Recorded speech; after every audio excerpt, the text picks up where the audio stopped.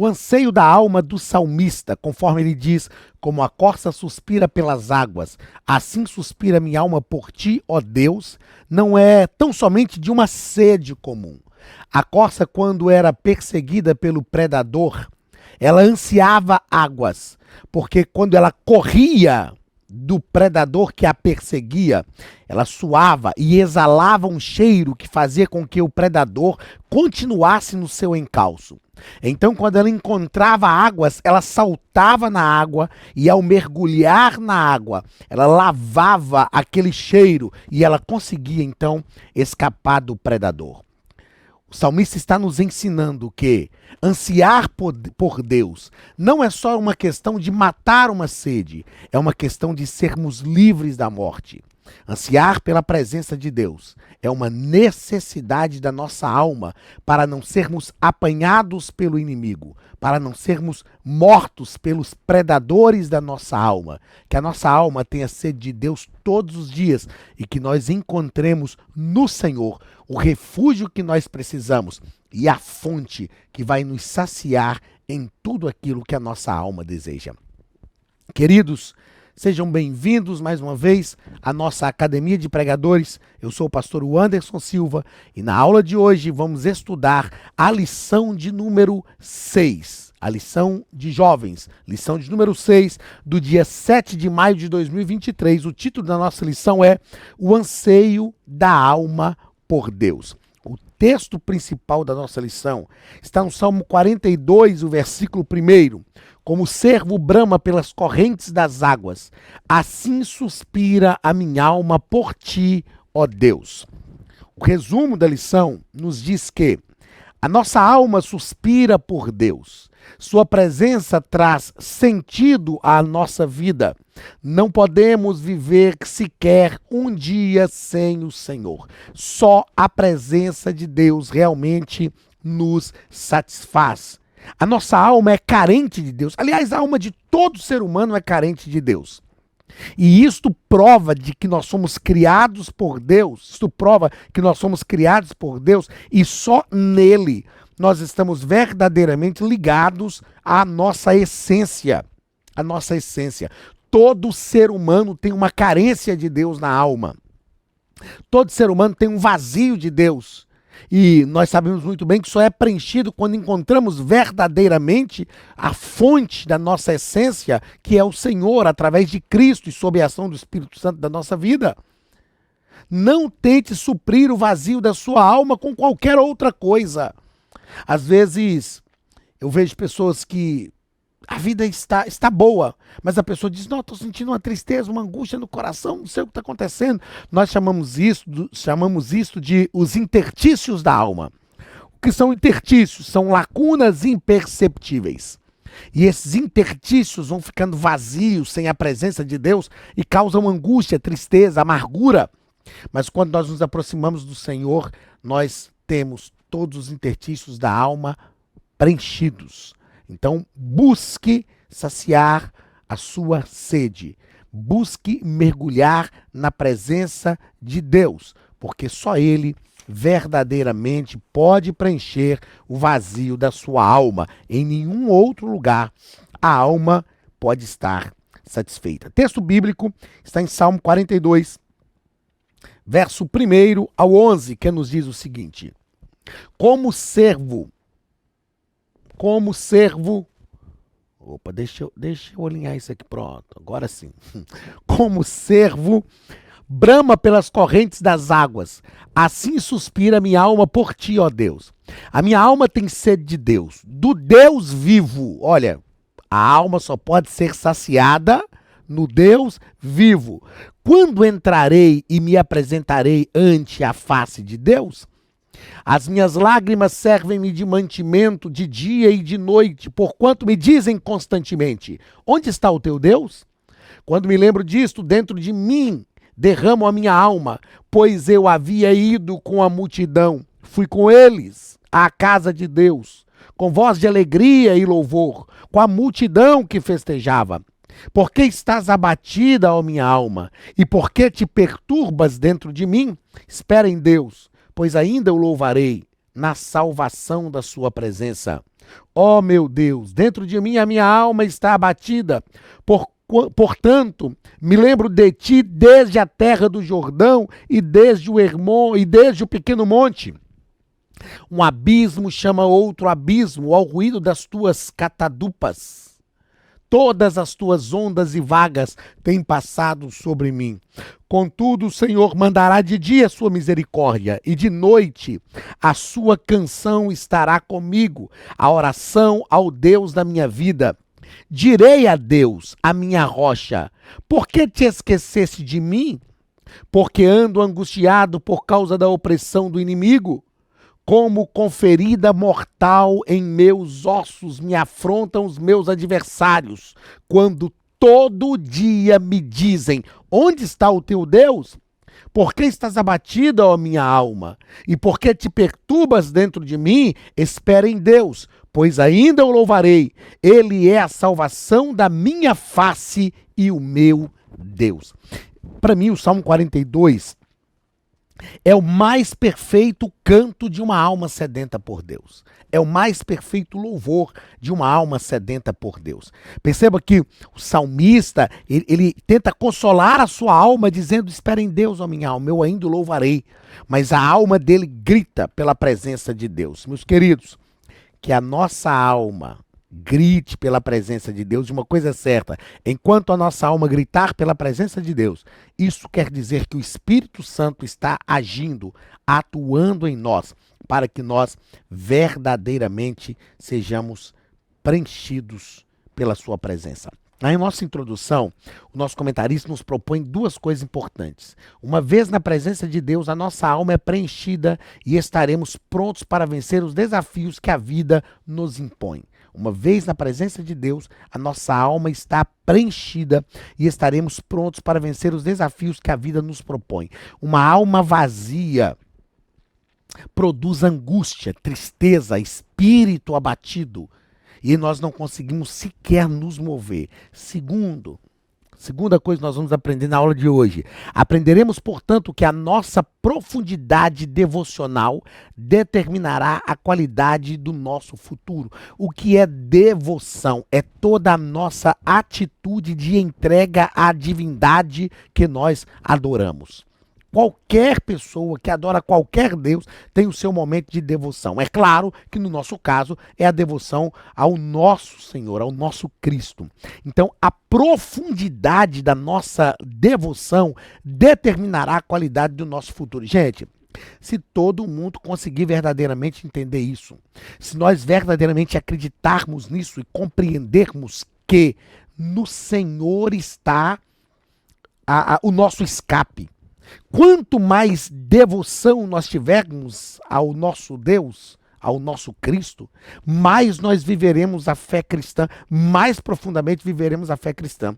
E quanto mais profundamente vivermos a fé cristã, maior será a qualidade do nosso futuro. Primeiro ponto, a alma que suspira por Deus. Primeiro parágrafo, introdução ao Salmo 42. O nosso comentarista deixa claro que o Salmo 42 faz a introdução do livro 2 dos Salmos.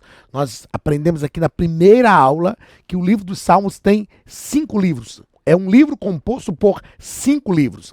Uma coisa interessante, eu fiz questão de anotar aqui, estudando a lição. O Salmo primeiro introduz o primeiro livro, o livro 1 dos Salmos, o primeiro livro dos Salmos. O Salmo 42 introduz o segundo livro. No Salmo 1, que nós estudamos lá na segunda lição, na aula de número 2 desse trimestre, nós temos alertas vibrantes aos jovens. Bem-aventurado o varão, o jovem, que não anda segundo o conselho dos ímpios, não se detém no caminho dos pecadores, nem se assenta da roda dos escarnecedores, antes tem o seu prazer na lei do Senhor e na sua lei medita de dia e de noite. Esta é a abertura do livro 1 dos Salmos e de todos os Salmos. No livro 2, na abertura do livro 2, nós temos o Salmo 42 e nós vemos uma alma sedenta por Deus. Perceba, se o salmista no Salmo 1 fala que antes tem o seu prazer na lei do Senhor e na sua lei medita de dia e de noite, abrindo o livro 1 dos Salmos, no livro 2 o salmista abre dizendo que a alma dele suspira por Deus. Então, Perceba que coisa gloriosa que ocorre nas notas introdutórias, digamos assim, desses 2 primeiros livros dos Salmos. No primeiro livro tem conselhos, alertas vibrantes para que a nossa mente esteja realmente ligada ao Senhor. No livro 2, o salmista apresenta o desejo da sua alma de estar verdadeiramente, de ser verdadeiramente preenchida em Deus. Então, o cantor nos diz aqui, ó, o nosso comentarista, o cantor lamenta as circunstâncias da vida que o impedem de participar do culto no templo. Ele diz, olha, eu já fui ao culto, eu me lembro que estava lá, e a alma dele busca a presença de Deus. Segundo parágrafo do primeiro ponto, a alma anseia por Deus. O cantor usa a imagem da corça, que anseia pelas águas, a fim de mostrar o quanto ele anseia pela presença de Deus. Eu disse aqui na nossa introdução o que a corça verdadeiramente desejava. Não eram só águas para saciar a sua sede, mas eram águas para ela mergulhar, águas profundas. E na presença de Deus é muito pouco, é muito medíocre a gente querer só matar a sede na presença de Deus. É muito medíocre. Quando a gente lê Ezequiel capítulo 47, Ezequiel tem uma visão de um rio e esse rio ia sendo medido a cada 1000 côvados, cerca de 500 metros, e ele ia entrando no rio, água que dava pelos tornozelos, água pelos joelhos, água pelos lombos, depois um rio que não se podia atravessar andando a não ser a nado. E isso nos mostra que estar na presença de Deus, querendo só pegar um pouquinho de água para matar a sede, é muito medíocre. A presença de Deus é uma presença de águas profundas. Nós precisamos sair da superficialidade do relacionamento e aprofundar o nosso relacionamento, mergulhar. E este era o desejo da corça: mergulhar em águas profundas, saltar em águas profundas, mergulhar em águas profundas para escapar dos seus predadores. Terceiro parágrafo do primeiro ponto, a Academia de Pregadores tem um recado para você. Olá, queridos alunos e alunas da Academia de Pregadores, que bom ter você conosco neste momento tão especial. Estamos aqui para apresentar a nova plataforma da Academia de Pregadores, que foi construída ao longo dos últimos meses com muito carinho, um grande investimento, para levar até você não somente um conteúdo de excelência, mas também tecnologia de ponta. Veja comigo. Os cursos estão organizados por trilhas na página principal. Aqui você encontra sugestões, lançamentos, temas específicos e outras categorias. No final da página tem uma trilha com todos os cursos. Após começar os seus estudos, a primeira trilha será Continuar assistindo, que mostra somente os cursos iniciados por você. Sobre a capa do curso, consta o número de aulas, a carga horária e um botão para adicionar os favoritos. Nesta seta, você pode expandir e ver um vídeo de introdução. Para fazer login, clique no avatar no canto superior direito e insira o seu e-mail e senha usados no cadastro. Caso tenha esquecido a senha, é só clicar neste link, preencher o e-mail cadastrado e a senha será enviada. No canto superior esquerdo fica o novo menu do portal. Ao abrir um curso pela primeira vez, você vê as informações do curso e do professor. E na lateral, ou logo abaixo se for no celular, está a lista de módulos e aulas. Algumas aulas iniciais podem ser grátis e qualquer pessoa que fizer um cadastro rápido pode assistir. Após se matricular, aqui você vê as aulas concluídas, aulas liberadas ou agendadas. Você pode adicionar os favoritos, dar uma nota ao curso e acompanhar o seu progresso. E se você sair do curso e retornar depois, o sistema vai abrir exatamente a última aula assistida. Se estiver no computador, use esta seta para ampliar a tela. Logo abaixo da videoaula você encontra os links para baixar anexos, como áudio e apostilas. E neste campo em branco, pode fazer as suas anotações enquanto assiste. Depois é só imprimir ou salvar.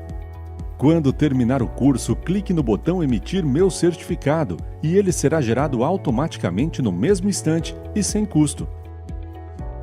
Clicando no avatar, você tem acesso ao seu perfil e histórico de pagamento. Em Meus Cartões, pode adicionar um novo cartão de crédito para fazer o pagamento do seu plano. Se você já era nosso aluno e seu cartão não aparece aqui, adicione um cartão na nova plataforma. Então aproveite as novidades e clique em Assine Agora. Escolha um dos planos. Venha para a Academia de Pregadores, a maior escola bíblica online do Brasil.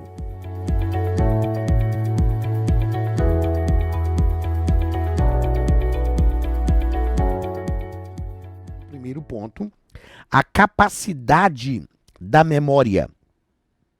Uma faculdade da alma. Capacidade da memória. Uma faculdade da alma. Antes disso, deixa eu citar o que eu havia marcado aqui.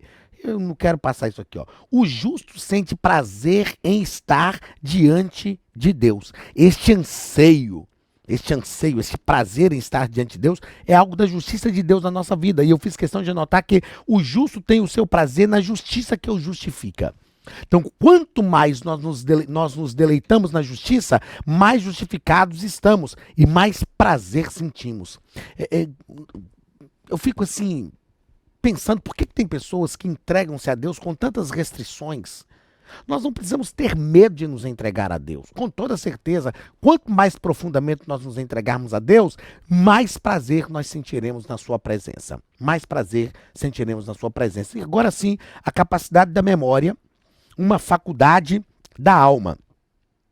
O nosso comentarista deixa claro no finalzinho aqui, ó, que é preciso que você selecione bem,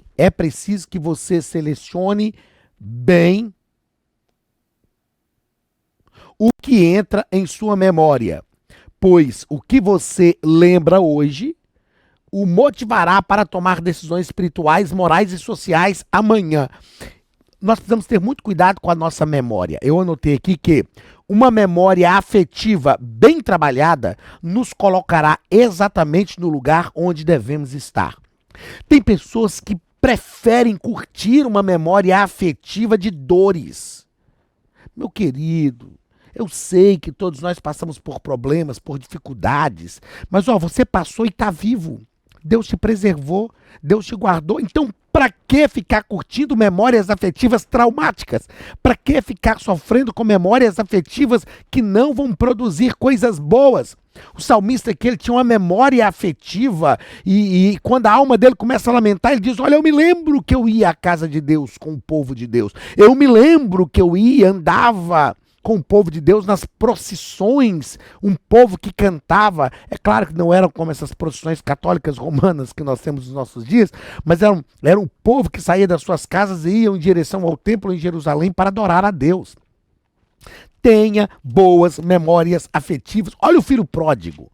O filho pródigo estava numa situação deplorável, catastrófica, terrível, mas ele tem uma memória afetiva da casa do pai. Ele diz, na casa do meu pai, até os funcionários têm comida com fartura, e eu que sou filho, estou aqui padecendo necessidade. Quer saber? Eu vou me levantar, irei ao encontro do meu pai. A memória afetiva que ele tinha do pai o motivou a sair daquela situação. Que Deus te dê memórias afetivas gloriosas. Como diz Jeremias em Lamentações capítulo 3, quero trazer à memória aquilo que pode me dar esperança. A minha oração é que o Espírito Santo cure as suas memórias afetivas e que você não tenha memórias afetivas que te restringam. Memórias afetivas que vão te decepcionar, te aborrecer. Que as suas memórias afetivas sejam memórias que te projetem ao encontro de Deus. Segundo ponto da nossa lição, a alma que se encontra abatida. Primeiro parágrafo, não é pecado, a alma está abatida. A nossa alma se abate. Quem nunca teve um momento que a alma estava abatida? E por que ela se abate? Porque tem experiências que trazem um sentimento de fracasso, tem um potencial, e essa experiência tem um potencial de nos aprisionar dentro de nós mesmos. Então, eu lembro de um texto que eu ouvi que solidão não é falta de pessoas ao nosso lado, isso é ausência. Solidão não é vontade de estar perto de alguém. Isso é saudade. E o autor do texto está falando várias coisas. E de repente ele diz: solidão é quando nos perdemos em nós mesmos e procuramos em vão pela nossa alma. Pessoas que estão presas dentro de si mesmas. E eu anotei aqui que aprender a gerir as crises é condição fundamental para o equilíbrio psicoemocional. Quando as crises surgirem, quando vierem experiências difíceis, aprenda a gerir a crise. Orando, buscando direção em Deus, mas sobretudo trabalhando a sua mente. Eu sou terapeuta, faço curso de psicanálise e se tem uma coisa que nós temos aprendido é que há uma necessidade muito grande de aprendermos a gerenciar as nossas crises internas, as nossas emoções, gerenciar a nossa mente, ser dono do nosso coração, porque assim nós vamos realmente conseguir viver uma vida psicoemocional mais equilibrada. Segundo parágrafo do segundo ponto, a natureza traz lições de Deus. O salmista, ele fala: lembro-me de Deus desde a terra do Jordão. Ele estava no ponto mais baixo da terra, onde o Jordão encontra com o Mar Morto. Aí ele diz: olha, eu estou aqui, mas eu estou me lembrando do Monte Hermon, um dos pontos mais altos do território de Israel. Lá na divisa com a Síria, onde nasce o Rio Jordão, que desce e percorre, o próprio Rio Jordão tem esse nome, aquele que desce, ele desce e percorre todo o território de Israel. Então nós precisamos entender que, olha o que eu fiz questão de anotar aqui, nossa memória não precisa estar onde estamos. É possível em provações sermos motivados por memórias boas. A gente pode estar no calabouço, mas a nossa memória pode estar no céu. A gente pode estar vivendo situações extremamente difíceis, você pode estar vivendo o pior momento da sua vida, mas faça com que a sua memória esteja em Deus, porque isso vai te motivar e você vai conseguir sair deste lugar de solidão, de angústia e fazer com que a sua alma salte para o encontro com o Senhor, onde a sua própria memória vai proporcionar isso. Terceiro parágrafo desse segundo ponto, é preciso ter esperança. Tem um texto para mim do Salmo de número 9, versículo 18, que diz assim: o justo não ficará para sempre esquecido, e a esperança do aflito não se malogrará para sempre. E a outra versão diz: o justo não ficará para sempre esquecido, e a esperança do aflito não se há de frustrar perpetuamente. A esperança do aflito não se frustrará por toda a vida. Deus sempre tem um caminho para suscitar esperança naqueles que estão aflitos. A nossa esperança é que nos faz vencer, que nos torna fortes e que nos faz seguir adiante, sem desanimar. Terceiro ponto, como fortalecer a esperança em tempos difíceis. Primeiro parágrafo, não esteja sozinho. Não esteja sozinho. E o nosso comentarista nos propõe o seguinte: observe a importância dos cultos públicos, das reuniões de estudos bíblicos, da vocação ministerial e da devoção pessoal. Disso depende o sentido da sua vida cristã. Nós falamos aqui na aula passada, ao examinarmos o Salmo de número 24, nós falamos da importância de estar reunido na comunidade de fé adorando. Não esteja sozinho. Jesus nos dá o exemplo. No momento em que a alma dele estava amargurada até a morte, ele foi para o Getsêmani, deixou os discípulos, chamou 3 dos mais íntimos, afastou um tiro de flecha entre 150 e 200 metros, falou com os 3 mais íntimos: a minha alma está profundamente triste até a morte, eu preciso que vocês orem comigo. Por que nós, às vezes, pensamos que somos melhores do que Jesus? Jesus, quando estava com a alma amargurada até a morte, ele não ficou sozinho, ele não se isolou. Ele chamou 3 dos mais íntimos. É claro que eles não puderam velar com ele, mas ok, Jesus nos dá um ensino glorioso para a nossa vida. Quando vierem as crises, não se isole, não fique sozinho, busque amigos, peça a Deus para te dar amigos de verdade, vá para o culto, vá adorar a Deus, procure estar cercado de pessoas, rodeado de pessoas que estão cantando. Talvez você não vai querer cantar, mas vai ouvir o que as pessoas estão cantando e a sua alma vai se alegrar. Então não esteja sozinho. Segundo, equilíbrio espiritual e social. Precisamos buscar equilíbrio espiritual e social. Dependendo de como reagimos aos desafios da vida social, podemos entrar num ciclo de ansiedade, tendo como consequência a depressão. O que nós fazemos para evitar isso? Primeiro, acenda um sinal de alerta.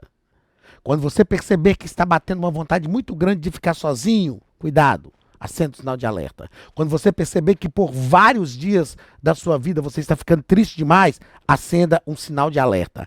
Não perca a fé.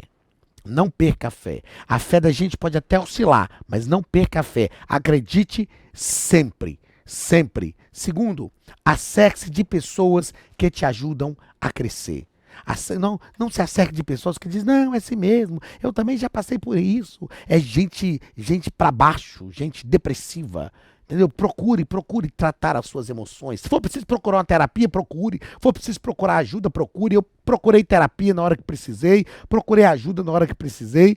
Não perca a fé. E se acerque de pessoas que te façam crescer. Assim você vai conseguir ter equilíbrio espiritual e social. E por fim, traga à memória o que te dá esperança. Lamentações, capítulo 3, versículo 21. Quero trazer à memória aquilo que pode me dar esperança. Olha, eu escrevi aqui o seguinte: alimentar a memória de sofrimento é reabrir feridas em processo de cicatrização. Alimentar a memória de sofrimentos é reabrir feridas em processo de cicatrização. Entre recordações e lembranças, nossa alma é alimentada por tudo. Nossa alma é alimentada por tudo o que Deus fez de bom. Não seja escravo das lembranças que trazem sofrimento e dor, mas cultive aquelas que trazem esperança, ânimo e coragem. Traga à memória aquilo que pode te dar esperança. Alimente o teu coração, alimente a tua mente, alimente as tuas emoções com coisas boas. Isto você pode fazer. Isto você pode fazer. E fazendo isso, você estará encontrando remédio. Remédio para curar as feridas da sua alma. Deus te abençoe, que a mão de Deus te guarde, te conduza, te ajude. Se você precisar de ajuda, eu estou aqui para te ajudar. Se você procurar lá o meu Instagram, lá no meu Instagram, PR Anderson Silva. Se você vai, PR Anderson S. Silva, é o meu Instagram, tem lá o meu número de telefone, me chame no WhatsApp e nós estamos dispostos a te ajudar naquilo que for preciso. Não morra sozinho. Grite antes que seja tarde demais. Eu me lembro que quando eu procurei ajuda psicológica, eu cheguei para a psicóloga, uma pastora, e disse, olha, eu vim procurar ajuda porque eu não consigo mais lutar, mas hoje eu ainda posso resistir. E eu tenho medo que chegue um momento que eu não consiga mais resistir. Eu ainda consigo resistir. Então, enquanto você consegue resistir, busque ajuda. E o Deus dos céus irá usar pessoas para tirar a sua alma da prisão, da angústia, mas traga à sua mente aquilo que pode te dar esperança. Deus te abençoe. Um grande abraço e até a nossa próxima aula em nome de Jesus.